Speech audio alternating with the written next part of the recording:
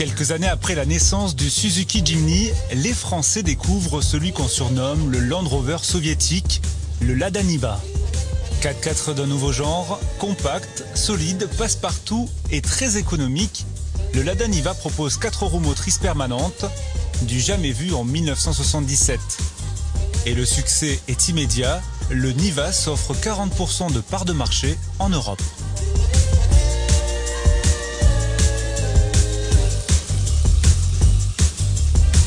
À l'époque, Georges est immédiatement séduit, au point de devenir importateur officiel. Il est aujourd'hui l'un des rares spécialistes de Lada Niva en France.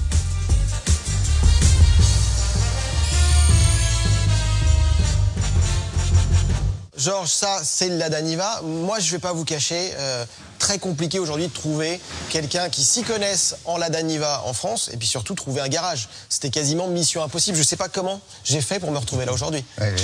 Oui, c'est tout à fait normal parce que le réseau des concessionnaires Lada a disparu il y a à peu près 5 ans.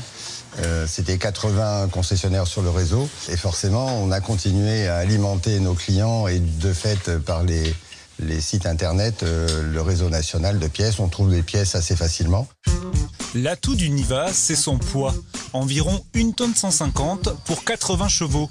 Et grâce à sa caisse autoporteuse et l'absence de châssis, il se faufile n'importe où. Du coin de l'œil, j'ai vu, il y a une roue de secours à l'avant. Oui. Alors là, oui, elle a été enlevée. Oui. Alors, la roue de secours qui est de façon classique sur ce modèle, il faut savoir que cette voiture était conçue pour pouvoir être réparée un petit peu partout.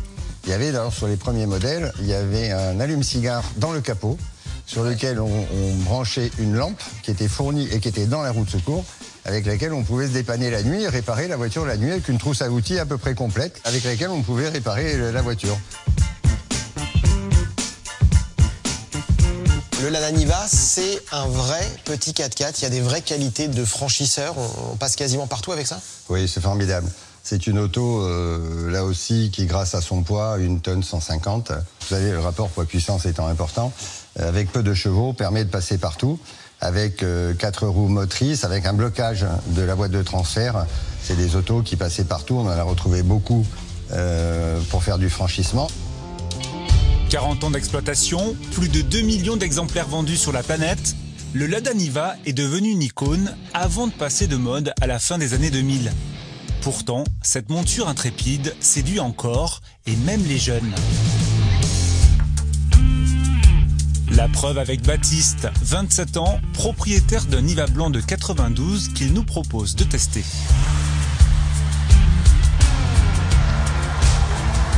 Alors le levier de vitesse, je trouve qu'il est vachement loin. J'ai le bras tendu.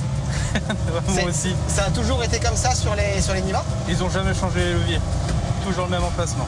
Et alors ton volant, il n'est pas dans l'axe? Il devrait. C'est-à-dire que là, le volant est tourné vers la droite et on va tout droit. C'est ça. Donc boîte 5 vitesses, on a quoi comme moteur sous le capot là? 1,6 litre, 78 chevaux. Et alors avec ça, tu vas sur l'autoroute ou pas? Non. Non. 90, c'est bien. Qu'est-ce qui te fait kiffer dans cette voiture? Je sais pas, c'est un peu tout, le côté rustique, le côté sympa à conduire, pas être pressé, enfin ça passe partout. Pas faire attention à la consommation non plus. Ça consomme beaucoup? Ouais. Là on doit être à 13. Ah, 13 litres? Ouais. Là, avec mon style de conduite? Ouais. Tu veux dire que j'attaque un peu trop? Non, pas vraiment. Allez, maintenant, Baptiste prend les commandes pour une excursion moins en douceur.